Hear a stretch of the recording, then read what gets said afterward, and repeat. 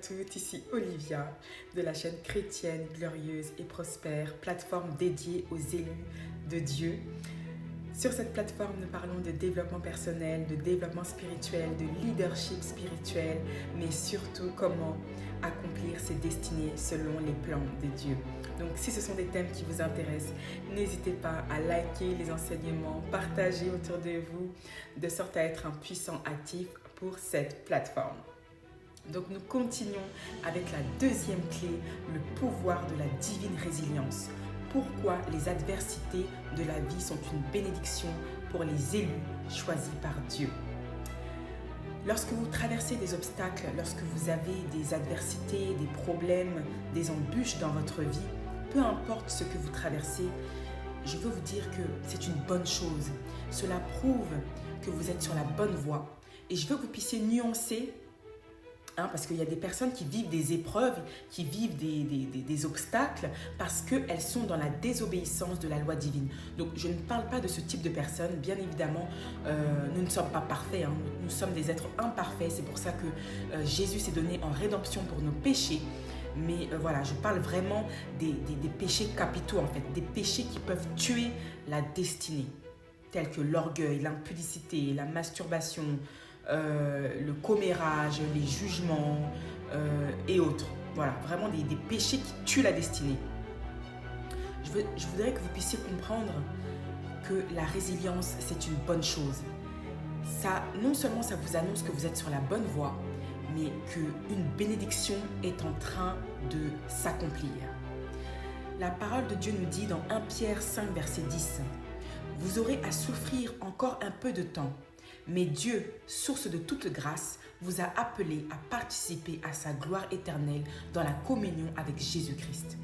Il vous perfectionnera lui-même, vous affermira, vous fortifiera et vous établira sur de solides fondations. » Voilà, donc les gens pensent qu'il faut seulement... Voilà, j'ai eu à discuter avec plusieurs personnes dans le cadre de cette plateforme et je me suis rendu compte que beaucoup pensent que vivre sur cette terre, c'est vivre sans problème, c'est vivre sans défi, sans challenge au quotidien. La vie, elle serait plate, comme disent les Québécois.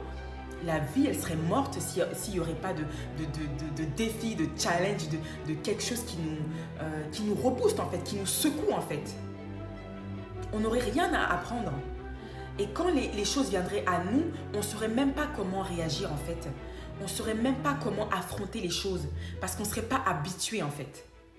Dites-moi, citez-moi le nom d'une seule personne qui a connu le succès sans passer par la souffrance. C'est impossible. Et je vous ai déjà dit dans l'un de mes derniers enseignements sur la sagesse divine, un élu de Dieu sera toujours combattu. Ma sœur, tu es une élue de Dieu, tu seras constamment combattu. Mais c'est à toi de choisir où est-ce que tu veux mettre ton énergie. Où est-ce que tu veux mettre ta foi. La résilience, ça fortifie notre caractère. La résilience, ça nous rapproche de Dieu. Quand on est habitué à vivre certaines problématiques, certains challenges, eh bien, le fait d'avoir rencontré ces challenges et ces défis, eh bien, on développe la sagesse et on tire. C'est là où est tirée en fait notre intelligence. Parce qu'on sait que, voilà, je suis passée par tel moment, voilà, voici ce qui m'est arrivé, voici ce que je ferai la prochaine fois. Et c'est comme ça qu'on devient meilleur.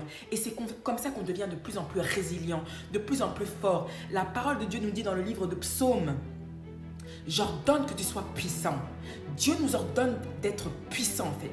Dieu ne veut pas que nous soyons des esclaves. Il veut que nous soyons puissants parce qu'il nous a donné toutes les armes. Vous connaissez sûrement les 7 armes de Dieu.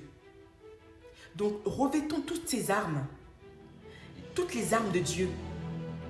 Éphésiens 6, à partir du verset 11, le casque du salut, le bouclier de la foi, la ceinture de la vérité, la cuirasse de la justice, les chaussures de la préparation de la paix, l'épée de l'esprit. Revêtons toutes ces armes afin d'aller d'exploit en exploit avec Dieu.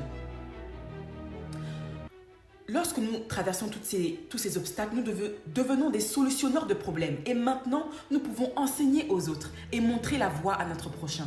Servir notre prochain comme Jésus nous le demande. Donc il faut absolument, si vous voulez entrer dans votre terre promise, dans votre destinée, cesser cette mentalité que tout s'obtient facilement. Et je veux vous rappeler qu'il n'y a pas de terre promise sans Égypte.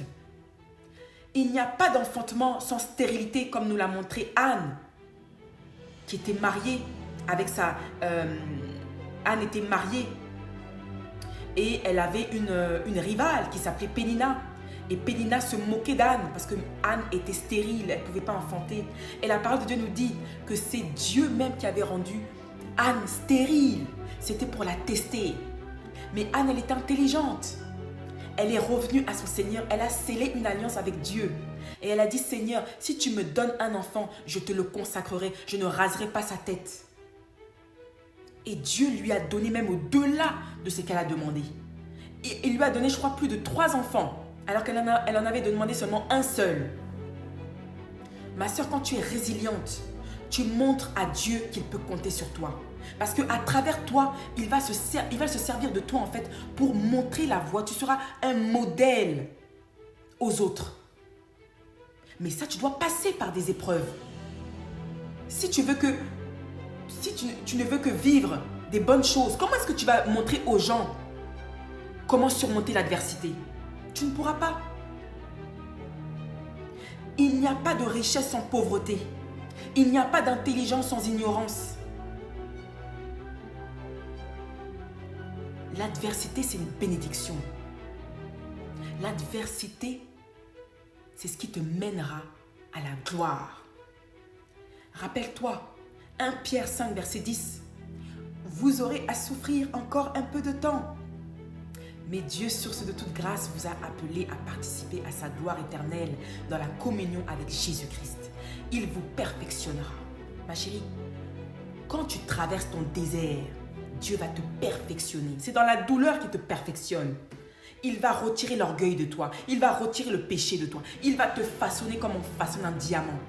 Et quand tu vas entrer dans ta terre promise, tu passeras des ténèbres à la lumière. Et tu sauras profiter de ce que Dieu te donne. Parce que si tu ne passes pas par l'adversité, ma chérie, Dieu va te donner des bénédictions, tu ne vas même pas en prendre soin. Tu vas les gaspiller. Parce que tu n'auras pas acquis la sagesse pour en prendre soin. Alors que quand tu as galéré pour avoir un enfant, tu as galéré pour avoir un travail, tu as galéré pour avoir un mari ou que sais-je, tu vas en prendre soin parce que tu sais ce que ça fait que de ne pas avoir. Tu seras une source de bénédiction pour le monde. Je le proclame au nom de Jésus dans ta vie.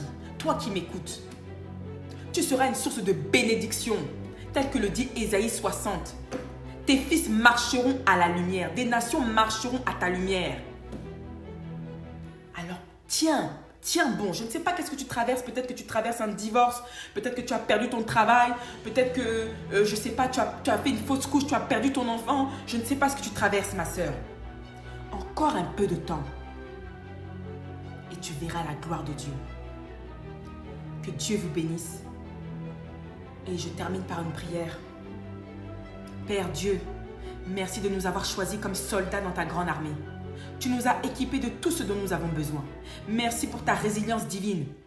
Nous recevons maintenant à l'aide de ton Saint-Esprit toutes tes armes pour terminer notre course. Seigneur, que tout ce que nous avons qui ne reflète pas ta gloire pour entrer dans ta terre promise, Seigneur, puisses-tu nous dépouiller afin que, Père, nous soyons un sujet de gloire. Au nom de Jésus-Christ, j'ai prié. Amen. Je vous dis à la très prochaine pour la 3e clé de la puissance de la divine résilience. À très vite, que Dieu vous bénisse. Bye.